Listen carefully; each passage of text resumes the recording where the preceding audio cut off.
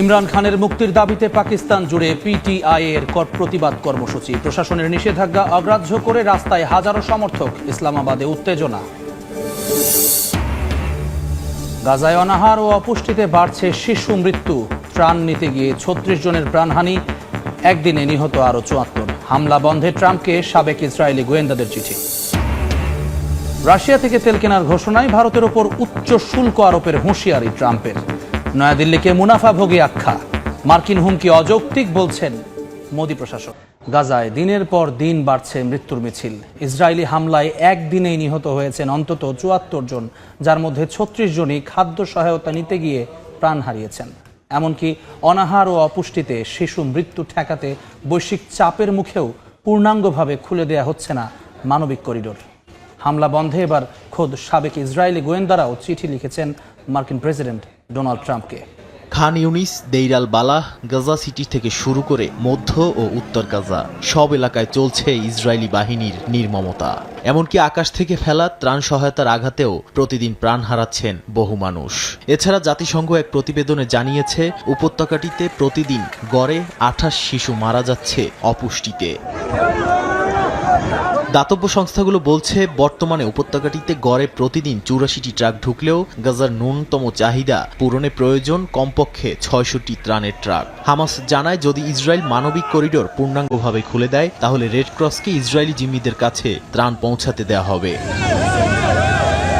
এরই মধ্যে মার্কিন প্রশাসন ঘোষণা দিয়েছে, যেসব অঙ্গরাজ্য ইসরায়েলি কোম্পানি বয়কট করবে তারা $১৯০ কোটি দুর্যোগ প্রস্তুতি তহবিল পাবে না।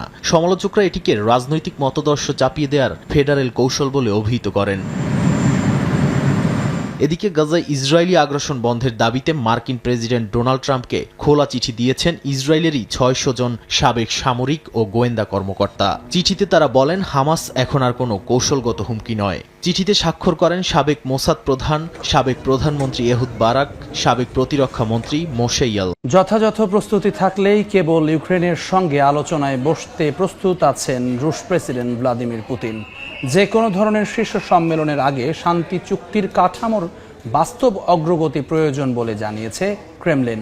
অন্যদিকে ইউক্রেনের প্রেসিডেন্ট অভিযোগ করেছেন, যুদ্ধে চীন, পাকিস্তান সহ বিভিন্ন দেশের ভাড়াটে যোদ্ধা ব্যবহার করছে মস্কো। এর মধ্যেই রাশিয়ার গোয়েন্দা সংস্থার এক প্রতিবেদন অনুযায়ী ইউক্রেনকে ব্যবহার করে রুশ তেলবাহী ট্যাঙ্কারে হামলার পরিকল্পনা করছে যুক্তরাজ্য। বেশ কয়েক দফায় যুদ্ধবন্ধে রাশিয়ার সঙ্গে সরাসরি আলোচনায় বসেছে ইউক্রেন, যদিও কোনো সমাধান আসেনি। আবারও কিয়েভ মস্কোর মধ্যে শান্তি আলোচনার সম্ভাবনা দেখা গেলেও বৈঠকে বসার আগে নতুন এক শর্ত জুড়ে দিয়েছেন রুশ প্রেসিডেন্ট ভ্লাদিমির পুতিন। ক্রেমলিনের মুখপাত্র দিমিত্রি পেসকভ সাফ জানিয়ে দিয়েছেন, রুশ প্রেসিডেন্ট ও ইউক্রেনের প্রেসিডেন্টের মধ্যে সরাসরি বৈঠক কেবল তখনই সম্ভব যখন বিশেষজ্ঞ পর্যায়ে যথাযথ প্রস্তুতি সম্পন্ন হবে। এ ধরনের শীর্ষ সম্মেলনের আগে দুই দেশের প্রতিনিধি দলের মধ্যে শান্তি চুক্তির কাঠামো নিয়ে বাস্তব অগ্রগতির প্রয়োজন বলে মন্তব্য করেন তিনি। এ সময় পেসকভ ইউক্রেনের প্রেসিডেন্ট ভলোদিমির জেলেনস্কির সাংবিধানিক বৈধতা নিয়েও প্রশ্ন তোলেন। এছাড়া মার্কিন দূত স্টিভ উইটকফের রাশিয়া সফর নিয়ে তিনি জানান, এই সংলাপ অত্যন্ত গুরুত্বপূর্ণ, ফলপ্রসূ ও প্রয়োজনীয়। ট্রাম্পের সাবমেরিন মোতায়েন প্রসঙ্গে তিনি জানান, পারমাণবিক অস্ত্রের বিস্তার রোধে অত্যন্ত দায়িত্বশীল অবস্থানে আছে রাশিয়া। জেলেনস্কি পাল্টা অভিযোগ করেন, মস্কো যুদ্ধের ময়দানে ভাড়াটে সেনা ব্যবহার করছে। তিনি দাবি করেন, রাশিয়ার হয়ে বিভিন্ন ফ্রন্টে চীন, পাকিস্তান, তাজিকিস্তান, উজবেকিস্তান ও আফ্রিকার বিভিন্ন দেশের সেনারা যুদ্ধ করছেন। এ সময় জেলেনস্কি হুঁশিয়ারি দিয়ে বলেন, এর উচিত জবাব দেবে কিয়েভ। যুদ্ধের ময়দানের উত্তপ্ত পরিস্থিতির মধ্যেই রাশিয়ার গোয়েন্দা সংস্থা এসভিআর এক বিস্ফোরক অভিযোগ করেছে। এসভিআরের এক প্রতিবেদন অনুযায়ী ব্রিটিশ গোয়েন্দারা ইউক্রেনকে ব্যবহার করে একটি রুশ তেলবাহী ট্যাঙ্কারে হামলার পরিকল্পনা করছে। রাশিয়ার দাবি, রুশ তেলবাহী জাহাজকে আন্তর্জাতিক জলসীমায় আটকানোর জন্যই এ পরিকল্পনা করেছে যুক্তরাজ্য। রাশিয়ার গোয়েন্দা সংস্থার এমন প্রতিবেদনের মধ্যে ইউক্রেনে পাঠানো প্যাট্রিয়ট এয়ার ডিফেন্স সিস্টেমের জের ধরে সংকটে পড়েছে ইউরোপ। ন্যাটো জানিয়েছে, যেসব দেশ এই সিস্টেম পাঠিয়েছে তারা হয়তো ২০৩২ সালের আগে নতুন করে সরঞ্জাম পাবে না। জার্মানি ইতোমধ্যে মার্কিন প্রশাসনের কাছে ওয়াটার টাইট গ্যারান্টি চেয়েছে। পাকিস্তানের সাবেক প্রধানমন্ত্রী ইমরান খানের মুক্তির দাবিতে দেশ জুড়ে শুরু হয়েছে পিটিআই এর প্রতিবাদ কর্মসূচি। প্রশাসনের নিষেধাজ্ঞা অগ্রাহ্য করে লাহোর, পেশোয়ার, সোয়াবি ও মারদানে বিক্ষোভ করছে পাকিস্তান তেহরিক এ ইনসাফের নেতাকর্মীরা। উত্তেজনা ছড়িয়েছে ইসলামাবাদ ও রাওয়ালপিন্ডিতেও। ইমরান খানের মুক্তির দাবিতে মঙ্গলবার সকালে লাহোরের রাস্তায় অবস্থান নেন পাকিস্তান তেহরিকে ইনসাফের নেতাকর্মীরা। পাঞ্জাব প্রশাসনের নিষেধাজ্ঞা অগ্রাহ্য করে বিভিন্ন সড়কে নামে পিটিআই সমর্থকরা। পাকিস্তানের সাবেক প্রধানমন্ত্রী ইমরান খানের গ্রেফতারে 2 বছর পূর্ণ হলো মঙ্গলবার। তার মুক্তির দাবিতেই 5 আগস্ট দেশজুড়ে প্রতিবাদ কর্মসূচি দেয় পিটিআই। সকাল থেকে বিভিন্ন শহরে দলটির নেতাকর্মীরা জড়ো হতে শুরু করেন। প্রশাসন আগেভাগেই ইসলামাবাদ ও রাওয়ালপিন্ডিতে 144 ধারা জারি করে জনসমাবেশ নিষিদ্ধ করে।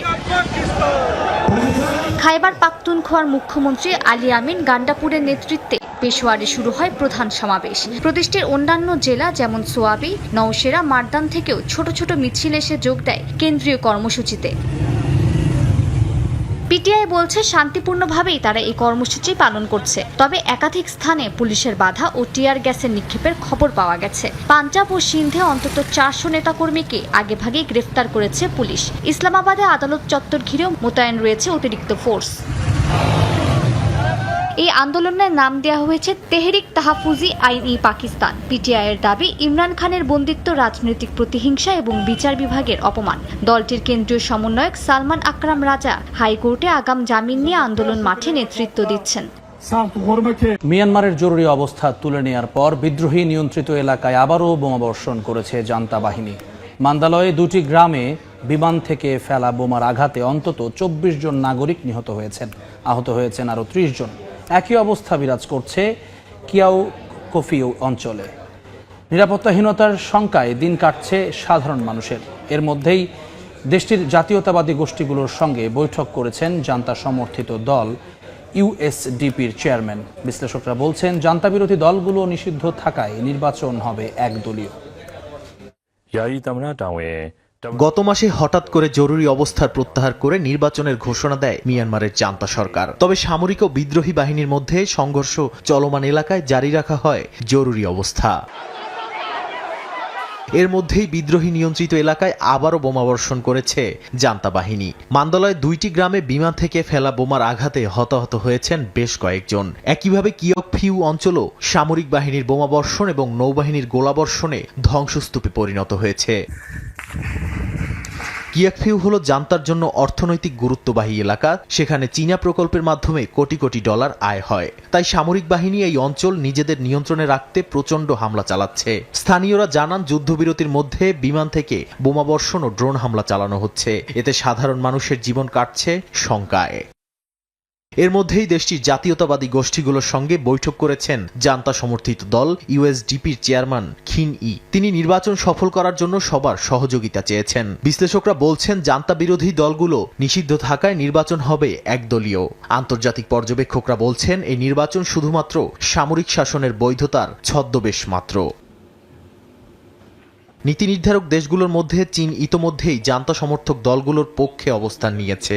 অন্যদিকে যুক্তরাষ্ট্র, ইউরোপীয় দেশগুলো উদ্বেগ প্রকাশ করলেও কার্যকর পদক্ষেপ নিতে ব্যর্থ হচ্ছে বলেও মনে করেন বিশ্লেষকরা।